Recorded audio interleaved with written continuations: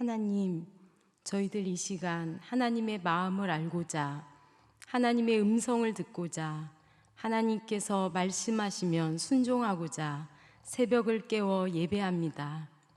연약한 저희들에게 말씀으로 살아갈 힘을 주시고 광야와 같은 인생 가운데 하나님과 늘 동행하게 하옵소서. 우리의 구원자 되시는 예수님의 이름으로 기도합니다. 아멘. 찬송가 299장 찬송하시겠습니다.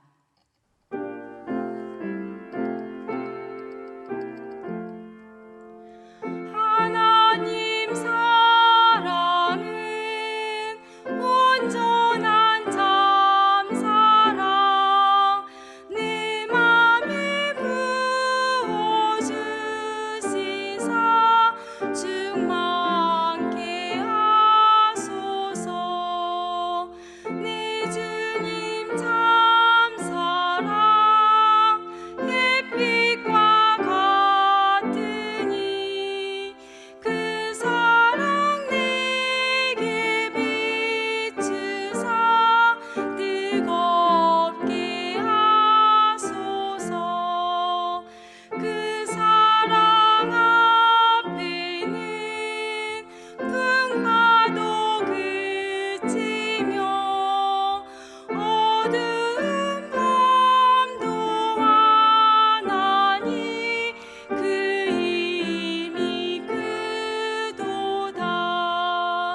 하나님 사랑은 온전한 참 사랑, 내 맘과 영에 채우사 새 힘을 주소서. 아멘. 오늘 우리에게 주시는 하나님 말씀은 사무엘하 12장 16절부터 31절까지의 말씀입니다.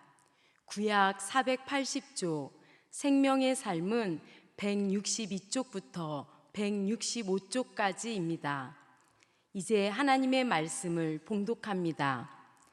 다윗이 그 아이를 위하여 하나님께 간구하되 다윗이 금식하고 안에 들어가서 밤새도록 땅에 엎드렸으니 그 집의 늙은 자들이 그 곁에 서서 다윗을 땅에서 일으키려 하되 왕이 듣지 아니하고 그들과 더불어 먹지도 아니하더라.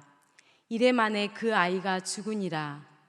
그러나 다윗의 신하들이 아이가 죽은 것을 왕에게 아뢰기를 두려워하니 이는 그들이 말하기를 아이가 살았을 때 우리가 그에게 말하여도 왕이 그 말을 듣지 아니하셨나니 어떻게 그 아이가 죽은 것을 그에게 아뢰 수 있으랴. 왕이 상심하리로다 함이라. 다윗이 그의 신하들이 서로 수군거리는 것을 보고 그 아이가 죽은 줄을 다윗이 깨닫고 그의 신하들에게 묻되 아이가 죽었느냐 하니 대답하되 죽었나이다 하는지라. 다윗이 땅에서 일어나 몸을 씻고 기름을 바르고 의복을 갈아입고 여호와의 전에 들어가서 경배하고 왕궁으로 돌아와 명령하여 음식을 그 앞에 차리게 하고 먹은지라.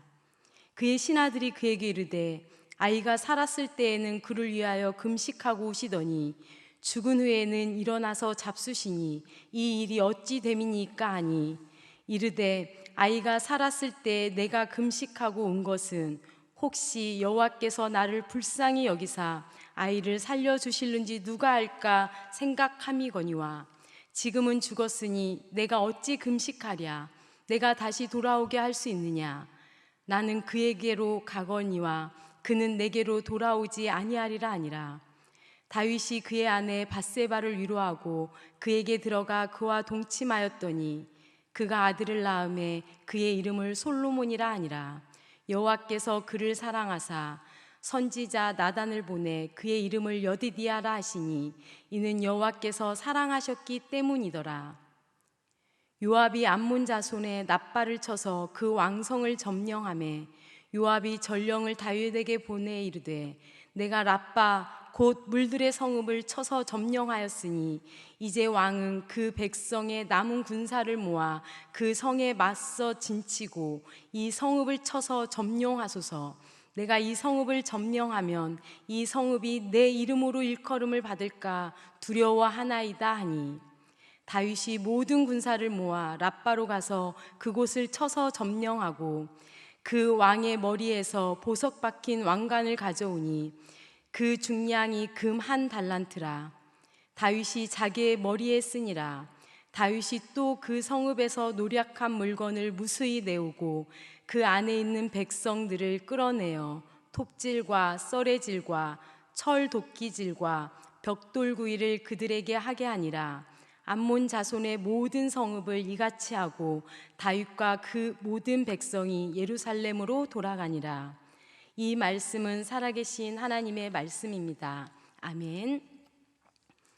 다윗은 밧세바를 범하고 1년이라는 세월을 보내면서 자신의 범죄에 대해 하나님 앞에서 회개하지도 않고 유야무야 시간을 보냈습니다. 그러자 하나님께서는 나단 선지자를 통해 하나님께서 다윗의 죄는 용서하셨지만 다윗의 죄로 말미암아 밧세바와 그 사이에서 낳은 아이는 반드시 죽게 될 것이라고 말씀하십니다. 그리고 그 아이를 하나님께서 치심에 심히 앓게 되었다라고 나옵니다. 이 말씀이, 이 내용이 어제까지의 본문 내용입니다. 그리고 오늘 이어지는 말씀을 보니 다윗은 아들이 앓게 되자 식음을 전폐하고 자식을 위해 기도하기 시작합니다. 16절 말씀과 17절 말씀을 제가 새번역 성경으로 읽어드리겠습니다. 다윗이 그 어린아이를 살리려고 하나님께 간절히 기도를 드리면서 금식하였다.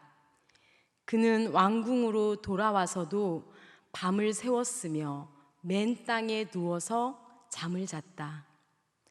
다윗 왕궁에 있는 늙은 신하들이 그에게로 가까이 가서 그를 땅바닥에서 일으켜 세우려 하였으나 그는 일어나려고 하지도 않고 또 그들과 함께 음식을 먹으려고 하지 않았다.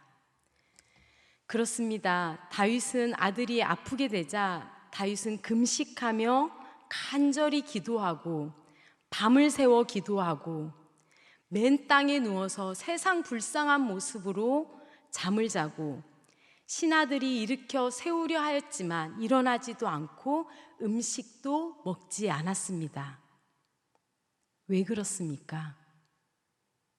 부모니까, 자식이 죽게 되었으니까, 자식을 살리려고, 죄 없는 자식을 살리려고 자기 죄 때문에 내려진 판결이 철회되기를 바라는 마음으로 간절히 기도를 드렸습니다. 하지만 그럼에도 불구하고 다윗이 아이를 위해 중재 기도를 한 지 일주일 만에 아이가 죽게 됩니다. 그러자 신하들은 생각합니다. 아이가 살았을 때도 먹지도 않고 그래 힘들어 하셨는데 자식이 죽었다는 말을 듣고 얼마나 더 상심하겠는가. 그래서 신하들은 다윗에게 자식의 죽음을 이야기하지 않습니다. 하지만 다윗은 신하들이 수군거리는 모습을 보고 내 자식이 죽었구나 알게 됩니다. 허망하게도 기어코 하나님께서는 다윗의 자녀를 데려가십니다. 그런데 자식이 죽었다는 이야기를 들은 다윗의 행보가 의아합니다. 자식을 잃은 아비의 일반적인 행동이 아닙니다. 우리의 생각과 예측을 비껴나가는 행동을 보입니다. 다윗은 몸을 씻고 몸에 기름을 바르고 옷을 갈아입습니다. 그리고 성전에 들어가 하나님께 예배한 후에 왕궁으로 돌아와 식사를 합니다. 무슨 시츄에이션인지 모르겠습니다. 이렇게 다윗이 자식이 죽었다는 충격적인 사건을 직면했음에도 불구하고 아주 신속하게 왕궁의 일상 업무로 돌아오자 신하들은 당혹감을 감추지 못합니다. 그래서 왕에게 묻습니다. 도대체 왜 이러시는 겁니까? 어찌 이러십니까? 라고 묻습니다. 신하들은 지금까지 다윗이 누군가의 죽음 앞에서 이러한 태도를 보인 적이 없었기 때문에 의아해했습니다.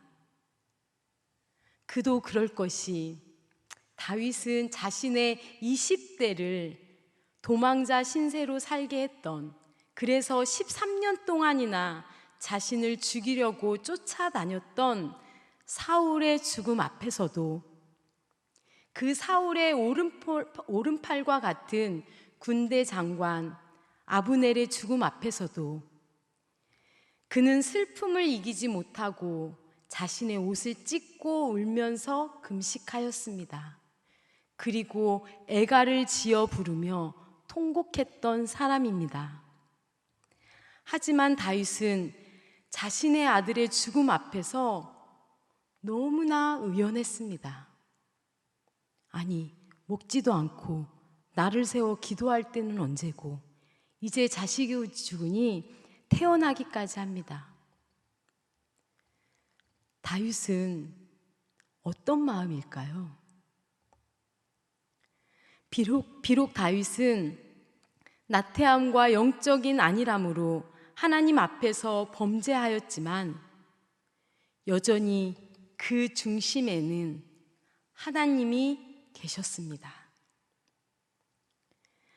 아이의 삶과 죽음이 온전히 하나님 손에 있음을 인정하고 하나님의 뜻을 겸손히 순종하고 받아들였습니다. 다윗은 여전히 철저하게 하나님 주권 중심의 사람이었습니다. 하나님의 심판에 승복하는 하나님의 사람이었습니다. 그렇기 때문에 다윗은 하나님의 심판에 대해 불평하거나 이의를 제기하지 않았습니다. 자신의 기도가 비록 상달되지 않았지만 그럼에도 불구하고 실망하거나 좌절하지 않았습니다. 사랑하는 성도 여러분, 우리들의 기도는 어떠합니까? 하나님의 뜻이 무엇인지 헤아리기보다 온전히 내 중심적인 나만을 위한 간구만 드리는 기도를 혹시 드리고 계십니까? 혹여 내 기도의 응답이 더디다고 낙심하십니까? 내가 기도한 간구와 다른 결과가 나와서 불평하고 있지는 않습니까? 여러분, 믿음의 사람은 나의 간구와 상관없이 어떠한 결과가 나오든 하나님께 온전히 맡기고 그 결과에 순종하는 사람입니다. 믿음의 사람은 하나님의 주권을 인정하고 하나님의 뜻을 따르는 사람입니다. 우리의 기도가 하나님의 뜻대로 순종하는 믿음의 기도가 되기를 소망합니다. 그렇게 다윗과 우리아의 아내 밧세바 사이에서 태어난 아이가 죽게 되자 24절 말씀에 보니까 다윗이 그의 아내 밧세바를 위로하고 그에게 들어가 그와 동침하여서 그의 아들 솔로몬을 낳았더라, 이런 이야기가 나옵니다. 지금까지 밧세바를 언급할 때면 늘 밧세바는 우리아의 아내라고 표현이 되었습니다. 하지만 이제 하나님께서는 드디어 밧세바를 다윗의 아내로 인정하십니다. 그리고 다윗과 밧세바 사이에서 통일 왕국의 대를 이을 솔로몬이 태어납니다. 하나님께서는 그를 사랑하사 나단을 보내 그의 이름을 여디디아라고 하시고 이는 여호와께서 사랑하셨기 때문이라고도 말씀해 주십니다. 그리고 오늘 본문 말씀 마지막 이야기는 다윗이 암몬 자손의 랍바를 점령한 이야기로 끝을 냅니다. 그런데요, 여기서 정말 중요한 사실이 있습니다. 오늘 본문에서 다윗이 밧세바를 간음하고 그 낳은 그 아이가 죽게 되자 바로 그 밧세바를 위로하고 동침해서 낳은 아이가 솔로몬이다. 그래서 솔로몬이 태어난 이야기가 나오니 우리 성도님들께서는 그 아이가 죽고 바로 그 다음에 태어난 아이가 솔로몬이구나 라고 생각하실 수 있으실 것입니다. 하지만 역대상 3장 5절에 보면 다윗과 밧세바 사이에서 태어난 아이가 첫째는 시므아, 둘째는 소박, 셋째는 나단, 그리고 네 번째 아들이 솔로몬이었습니다. 즉, 첫 아이가 죽고 최소 5년이 지난 다음에 솔로몬이 태어났다라는 의미입니다. 하지만 본문은 하나님께서 다윗의 죄를 용서하시고 그 왕위를 이을 솔로몬, 하나님이 사랑하시는 솔로몬이 태어났다는 이야기를 바로 기록하고 있습니다.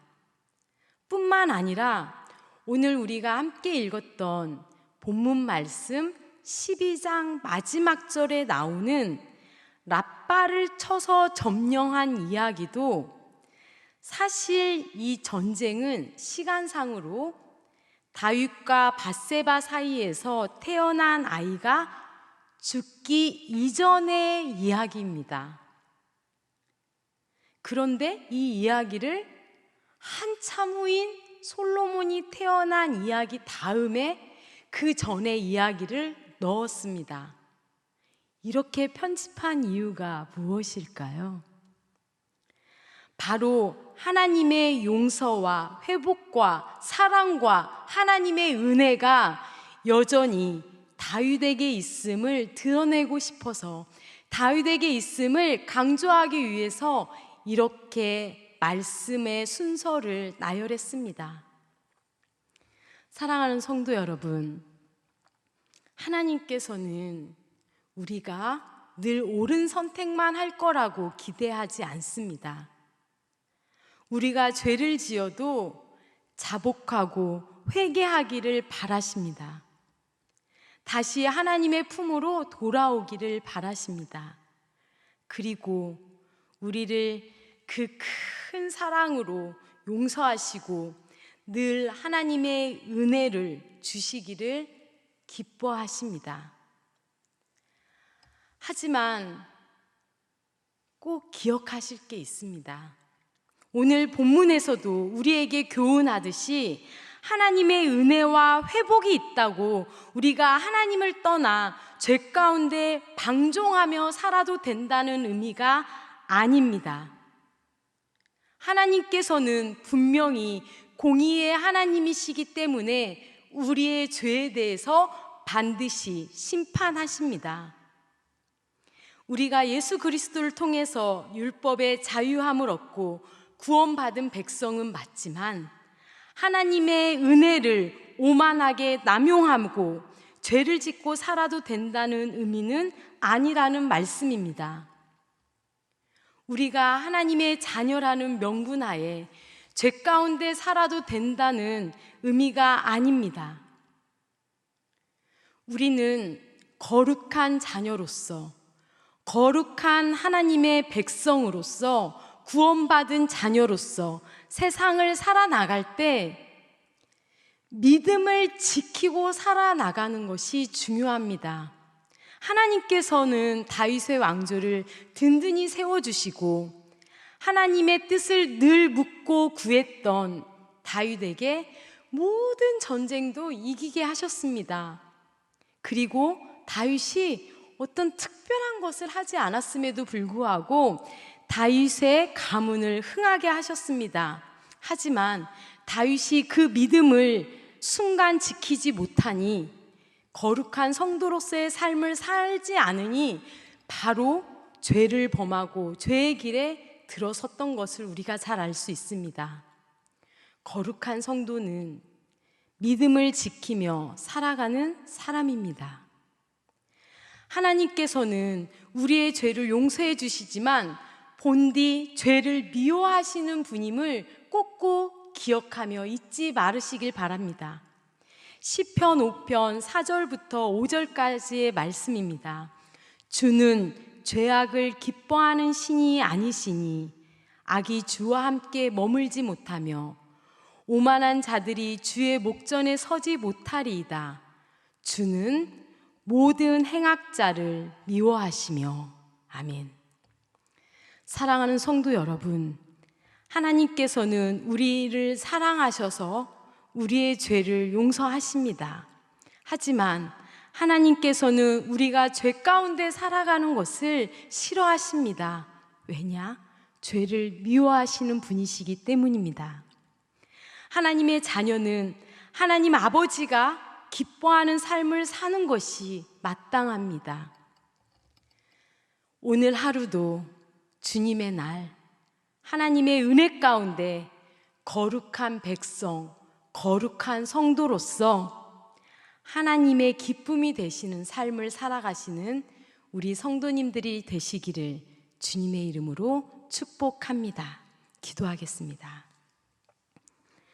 하나님, 저희들은 연약한 존재이기에 늘 죄 가운데 흔들리고 죄에 넘어지고 고꾸라질 때가 너무 많이 있습니다.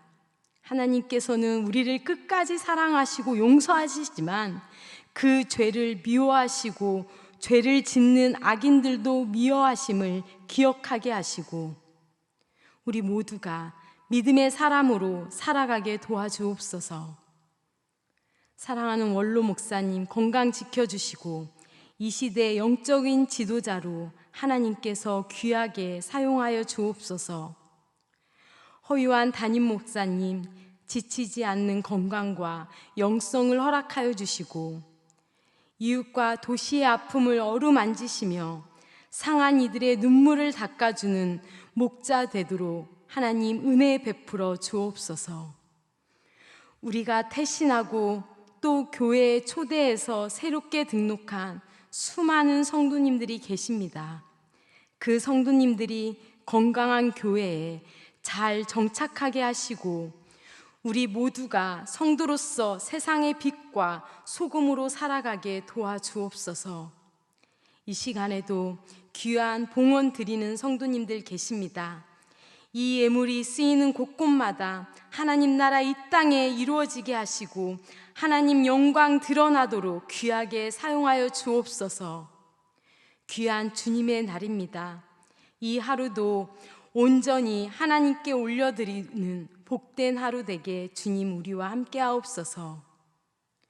하늘에 계신 우리 아버지, 아버지의 이름을 거룩하게 하시며 아버지의 나라가 오게 하시며 아버지의 뜻이 하늘에서와 같이 땅에서도 이루어지게 하소서. 오늘 우리에게 일용할 양식을 주시고 우리가 우리에게 잘못한 사람을 용서하여 준 것 같이 우리 죄를 용서하여 주시고 우리를 시험에 빠지지 않게 하시고 악에서 구하소서. 나라와 권능과 영광이 영원히 아버지의 것입니다. 아멘. 이 시간 기도하실 때 나라와 민족을 위해, 교회를 위해, 그리고 각자 가지고 나오신 기도를 위해 다 같이 기도의 자리로 나아가겠습니다.